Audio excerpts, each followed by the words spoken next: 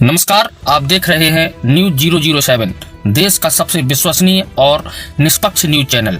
आज की इस खास वीडियो में हम आपको देश की राजनीति और अपराध की दुनिया से जुड़ी 20 बड़ी और बेहद चौंकाने वाली खबरें बताने जा रहे हैं। आज हम आपको बताएंगे कि कैसे एक बड़ी जांच एजेंसी ने नेताओं के बैंक खातों पर बड़ा एक्शन लिया है।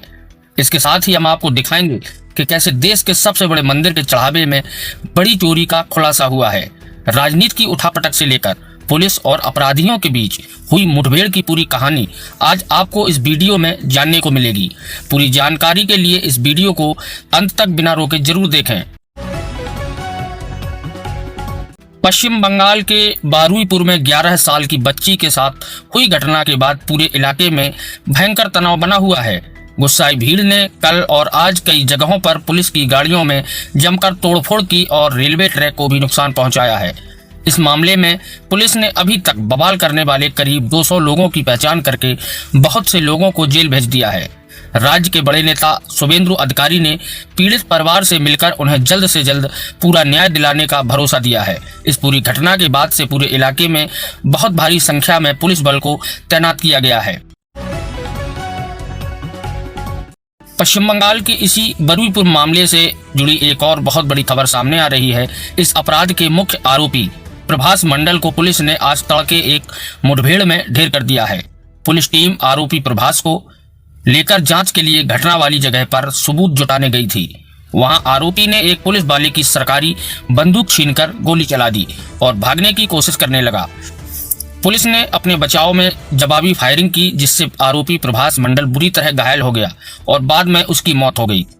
इस एनकाउंटर के बारे में आपका क्या कहना है, कमेंट्स में जरूर बताइएगा। क्या ये पुलिस ने ठीक किया या गलत किया, कमेंट्स करके जरूर बताएं। प्रवर्तन निदेशालय यानी ईडी की टीम ने कोलकाता में एक बहुत बड़ी छापेमारी की कार्रवाई की है। ईडी की टीम ने तृणमूल कांग्रेस पार्टी के बैंक खातों और पैसों के लेन देन की जांच के लिए 5 जगहों पर छापे मारे हैं। जांच एजेंसी को शक है कि पार्टी के बड़े नेताओं के हवाई सफर और चार्टर्ड फ्लाइट्स के खर्च में गड़बड़ी हुई है। अधिकारी इस बात का पता लगा रहे हैं कि इन महंगी उड़ानों के लिए इतना सारा पैसा आखिर कहां से आया था। इस छापेमारी के बाद से राज्य की राजनीति में बहुत तेज बयानबाजी और घमासान शुरू हो गया है। अयोध्या के भव्य राम मंदिर में भक्तों के चढ़ावे की चोरी से जुड़े मामले में पुलिस की एसआईटी ने बहुत बड़ा खुलासा किया है। एसआईटी की शुरुआती जांच रिपोर्ट में अविनाश शुक्ला नाम के शख्स को इस पूरी चोरी का मुख्य आरोपी बनाया गया है। रिपोर्ट के मुताबिक आरोपी अविनाश शुक्ला पिछले 40 दिनों से मंदिर के दान काउंटर से लगातार पैसे चुरा रहा था। इस दौरान आरोपी ने पैसे गिनने वाले सिस्टम में हेरफेर करके करीब 70 बार चोरी की वारदातों को अंजाम दिया। पुलिस अब इस बात का पता लगा रही है कि इस पूरी हेराफेरी में मंदिर के कुछ और लोग भी शामिल थे या नहीं। विश्व हिंदू परिषद यानी बीएचपी ने राम मंदिर के दान मामले को लेकर एक नया मोड़ खड़ा कर दिया है। बीएचपी ने एसआईटी को चिट्ठी लिखकर मांग की है कि वह विपक्षी नेताओं के बयानों की पूरी जांच करे। इस चिट्ठी में प्रियंका गांधी वाड्रा, अरविंद केजरीवाल और संजय सिंह जैसे बड़े नेताओं के नाम शामिल हैं। बीएचपी का कहना है कि इन नेताओं ने मंदिर के पैसों में हेराफेरी के जो भी आरोप लगाए हैं उनके बयान दर्ज किए जाएं। इस कदम के बाद से मंदिर के चढ़ावे को लेकर सियासी पारा एक बार फिर बहुत ज्यादा गर्म हो गया है। हरियाणा के गुरुग्राम में पुलिस की क्राइम ब्रांच और गैंगस्टरों के बीच आज तड़के एक बहुत बड़ी मुठभेड़ हुई है। सुशांत लोक इलाके में हुई इस मुठभेड़ में पुलिस ने दीपक नादल गैंग के 4 बड़े शूटरों को मार गिराया है। मुठभेड़ के दौरान एक शूटर पैर में गोली लगने से घायल हुआ है, जिसे पुलिस ने तुरंत गिरफ्तार कर लिया। इस खतरनाक गोलीबारी में देश की रक्षा करते हुए पुलिस के 3 जवान भी गंभीर रूप से घायल हुए हैं। पुलिस को खबर मिली थी कि यह गैंग गुरुग्राम के एक बड़े बिजनेसमैन पर बहुत बड़ा हमला करने की फिराक में था। अमेरिका की जांच एजेंसी ने भारतीय मूल के गैंगस्टर लॉरेंस बिश्नोई पर शिकंजा कसा है। अमेरिकी अधिकारियों ने लॉरेंस बिश्नोई और सतविंदर जीत सिंह के खिलाफ अंतर्राष्ट्रीय स्तर पर केस दर्ज किया है। लॉरेंस बिश्नोई पर विदेश में एक बड़े नेता की हत्या की साजिश रचने और जबरन वसूली करने का गंभीर आरोप है। फिलहाल लॉरेंस बिश्नोई अहमदाबाद की साबरमती जेल में बंद है और वहीं से अपना नेटवर्क चला रहा है। इस मामले में पंजाब पुलिस के एक बड़े अधिकारी का नाम भी सामने आया है, जिससे हड़कंप मच चुका है। मणिपुर में पिछले दिनों हुए बंधक संकट और हत्या के मामले में पुलिस को बहुत बड़ी कामयाबी मिली है। पुलिस ने इस पूरे मामले की जांच करते हुए आज एक पति और पत्नी को गिरफ्तार कर लिया है। इन दोनों पर आरोप है कि इन्होंने बाहरी ताकतों के साथ मिलकर मासूम लोगों को बंधक बनाने में मदद की थी। सुरक्षा बलों ने इनके पास से कई मोबाइल फोन और कुछ संदिग्ध कागजात भी बरामद किए हैं। इस गिरफ्तारी के बाद पुलिस को उम्मीद है कि इलाके में अशांति फैलाने वाले बाकी लोगों के नाम भी सामने आएंगे। श्रीनगर में आज से 30 साल पहले हुई भारी हिंसा के मामले में राष्ट्रीय जांच एजेंसी यानी NIA ने बड़ा एक्शन लिया है। NIA ने हुर्रियत के बड़े नेता शब्बीर शाह समेत 6 अलगाववादी नेताओं के खिलाफ नई चार्जशीट दाखिल की है। इन सभी नेताओं पर घाटी में युवाओं को भड़काने और देश के खिलाफ जंग छेड़ने के बहुत गंभीर आरोप हैं। अधिकारियों का कहना है कि पुरानी फाइलों की दोबारा जांच के बाद इन नेताओं के खिलाफ पक्के सबूत मिले हैं। शब्बीर शाह फिलहाल दिल्ली की तिहाड़ जेल में बंद है और कोर्ट में इस मामले की अगली सुनवाई जल्द होगी। बिहार के बांकीपुर विधानसभा उपचुनाव से ठीक पहले राजनीति के गलियारे से एक बहुत बड़ी खबर आई है। भारतीय जनता पार्टी के घोषित उम्मीदवार ने अचानक इस चुनावी रेस से अपना नाम वापस ले लिया है। विपक्षी पार्टी जन स्वराज्य ने आरोप लगाया था कि बीजेपी उम्मीदवार के पिता चारा घोटाले के मामले में दोषी पाए गए थे।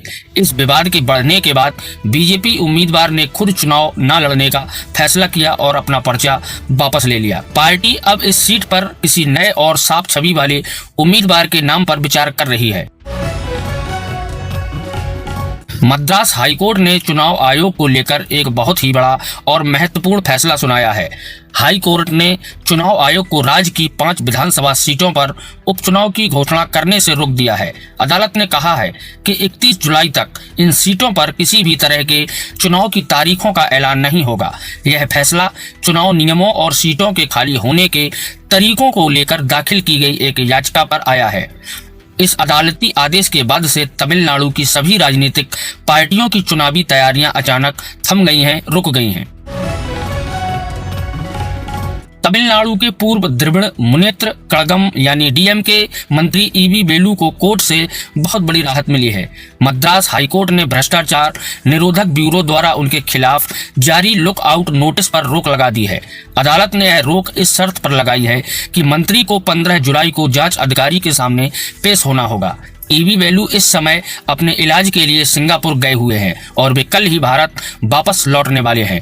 भ्रष्टाचार के इस मामले को लेकर DMK और विपक्षी AIADMK के बीच जमकर आरोप प्रत्यारोप चल रहे हैं। राजस्थान के जयपुर में एक स्कूली बच्ची की संदिग्ध मौत के मामले में आज एक नया और बड़ा मोड़ आ गया है। बच्ची के माता पिता ने पुलिस की चार्जशीट पर सवाल उठाते हुए घटना का एक नया CCTV फुटेज जारी किया है। माता पिता का दावा है कि मौत से कुछ देर पहले बच्ची के चेहरे पर बहुत ज्यादा डर और घबराहट साफ दिख रही थी। उन्होंने आरोप लगाया है कि स्कूल प्रशासन और कुछ रसूखदार लोग इस पूरे मामले को दबाने की कोशिश कर रहे हैं। इस नए CCTV फुटेज के सामने आने के बाद पुलिस प्रशासन ने मामले की दोबारा जांच के आदेश दे दिए हैं। दिल्ली पुलिस की साइबर सेल ने देश के सबसे बड़े ऑनलाइन सट्टेबाजी नेटवर्क पर बहुत बड़ी चोट की है। पुलिस ने महादेव सट्टेबाजी ऐप के खिलाफ जांच करते हुए इस सिंडिकेट के कई मुख्य ऑपरेटरों को गिरफ्तार किया है।